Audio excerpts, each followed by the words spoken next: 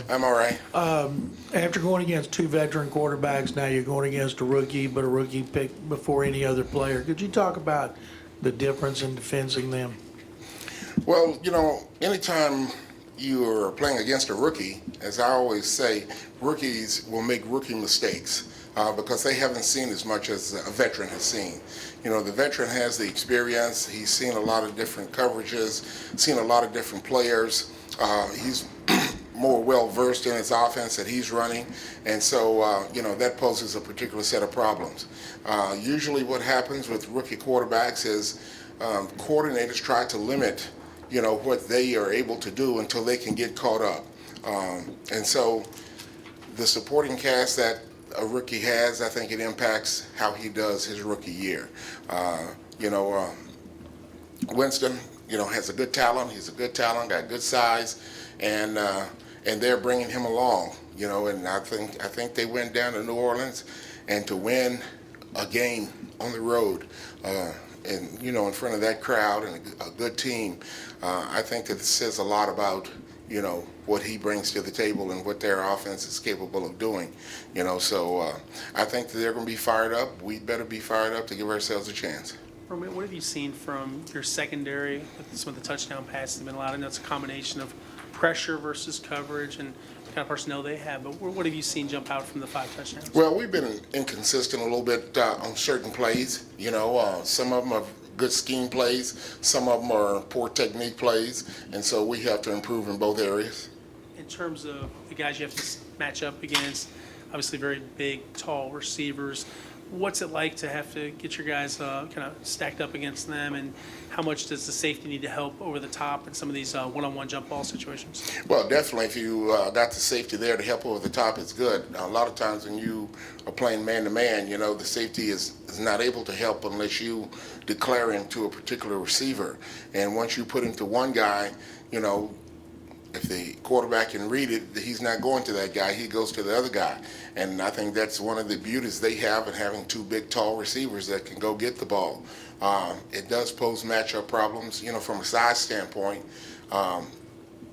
You just have to kind of be diligent in your technique and stay close to them and not let them run free, because when they're able to run free, then that's when they have the most range and can do the most damage. Other than those 5 touchdowns, what would you like to see you guys do better on defense? I would like to see us play better and do our responsibilities better. Sometimes we forget to remember, what our job is in the heat of the battle.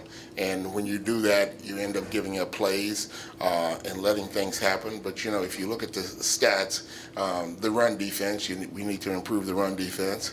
Third down, we're decent on third down. The red zone scoring, we're decent in the red zone to this point, and so I think one of the challenges this week is to stop the run.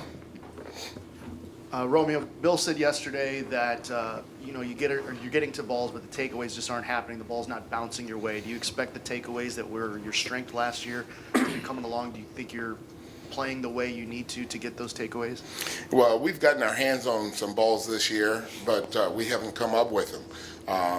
And we intercepted one last week, so hopefully we can get closer and intercept more and cause more fumbles and be able to get our hands on more balls, because that's the way that you have an opportunity to get the takeaways if you get hands on the balls. Romeo, I know we have our first chance to talk with you after the last game. After the game, Wilfork was very frustrated. He said he was tired of the bad football the defense is playing at times. Said it's getting old. Here we are just 2 weeks in. What do you think about that coming from one of your veteran guys who's been there and done that, having that kind of frustration? Well, hey, we're all frustrated. Anytime you lose, if you're not frustrated, something's wrong. And so what we have to do is we have to go back to the drawing board. We have to fix it and get better the next time we go out to play. And that involves coaches, players, and everybody. Romeo, in terms of Kevin Johnson and his snaps went up this past game, do you envision a larger role? Do you feel like he can handle more based on what he showed you this past game? Well, I think as Kevin continues to play, I think he will continue to get better, and then we'll make a judgment as we go down the road, on how much he plays. When you were playing those young inside linebackers the other day, was that because of the heat, or you want to get them playing time? Well, we wanted to get them a little bit of playing time, give them a limited amount of time. And sometimes if you wait until late in the game to put them in, you don't get them in, because you don't know how the game is going to go. So we decided that we wanted to put them in earlier to see if they can get a couple plays, and particularly if they don't hurt us while they're in there, then you might let them stay a little bit longer. So that's what we're trying to do. What did you think of how they did? They did okay. I mean, I don't think that any of them gave up any glaring plays. I don't think anybody goes through a game and plays a perfect game. There are always mistakes, there are always corrections that you make. Hopefully the mistakes are not big mistakes, that where you give up touchdowns or you give up big plays. And then if you make a mistake, somebody's in position to cover up for you. And so they didn't make major mistakes. Clowney played a lot more snaps in this game. Do you envision playing him more? And how do you think he played? Well, I think he played pretty decently. I'm going to say decently, because there's some things that he's still a rookie, basically. And so he's learning also. And he gives good effort. He's got range. He can run the ball down on the sideline. And he's been one of those guys. He's caused 2 fumbles in each game, but each one was on the sideline and rolled out of bounds, and we didn't have a chance to get it. But I think the more he plays, the better that he will become, because he'll have a better understanding of the defense and have a better understanding of the game and the opponent and all of those things. How is Raheem doing in his adjustment? He's only been here just this offseason, these few games. What do you see from him in terms of becoming that center fielder that you're looking for? Yeah, well, I think he's learning the system and learning the defense, and he was in position to make a play on that tip ball. The only thing I didn't like is that he gave it up. And fortunately for us, we were able to recover it. But he also had one that was taken away because we had a penalty.